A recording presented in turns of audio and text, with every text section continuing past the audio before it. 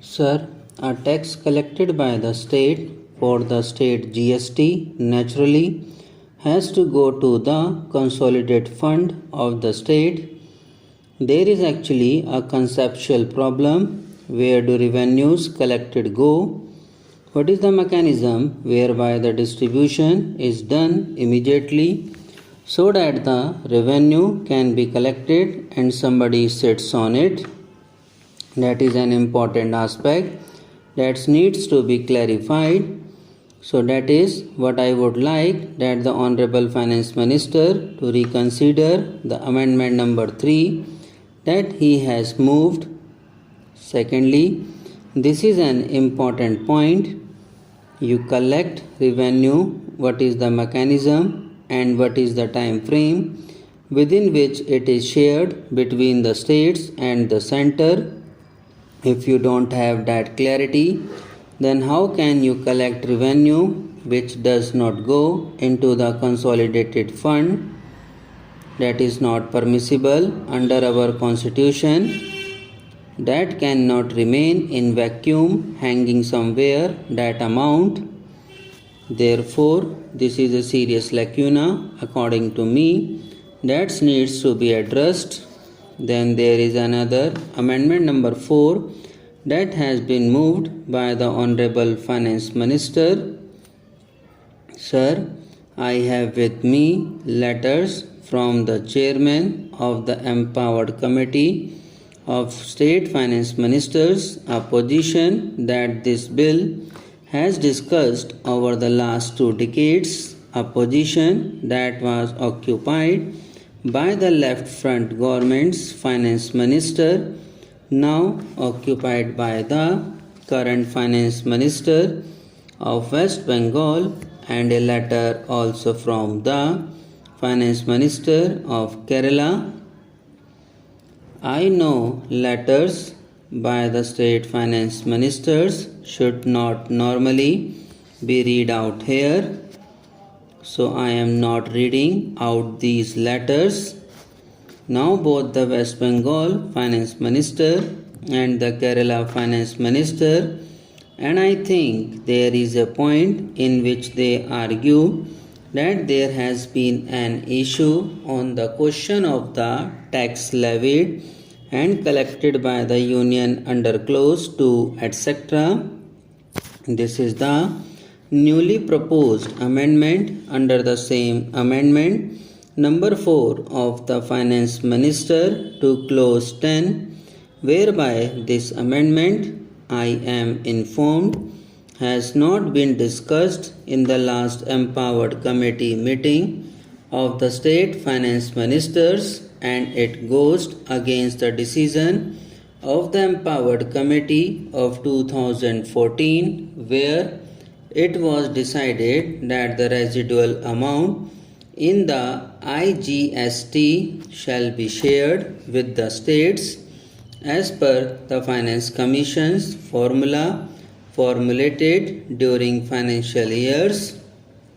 Therefore, both the states and the chairman of the empowered committee have suggested that this be deleted and let clause 10 remain, that it was as the Lok Sabha passed it.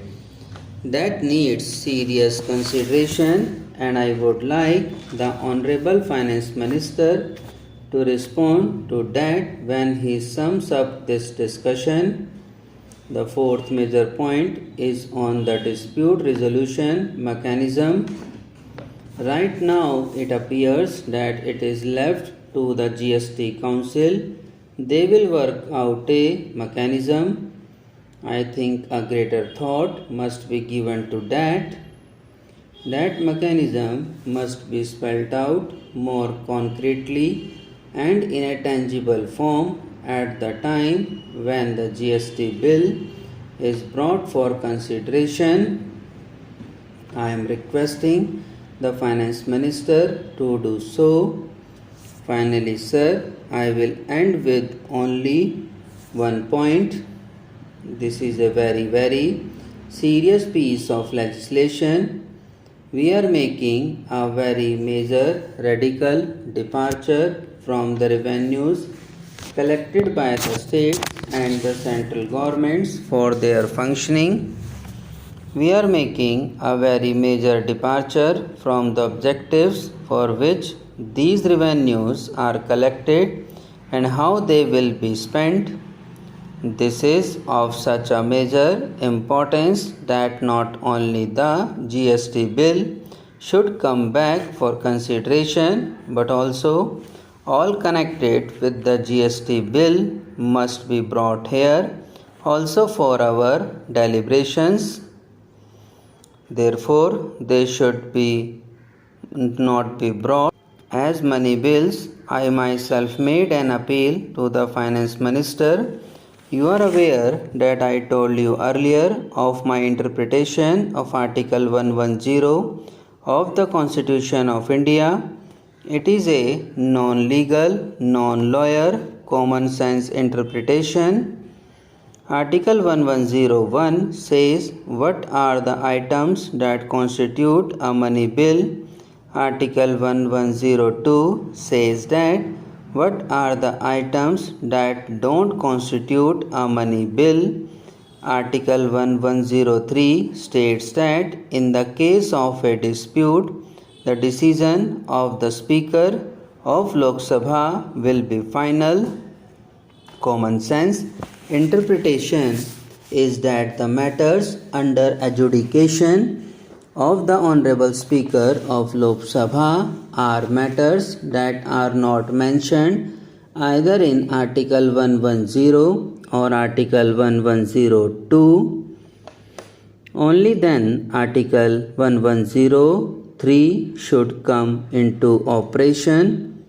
But now what is happening? Article 1103 is coming onto operation for matters listed in Article 1101 and 2. I think that is wrong. But anyway, one of our colleagues has taken it to the Supreme Court. Let us wait for the verdict. In that spirit, I had even said that once before. It means that in our consideration, indiscretion or hangover from the colonial rule be correct now. Sir, a tax collected by the state for the state GST naturally has to go to the consolidated fund of the state.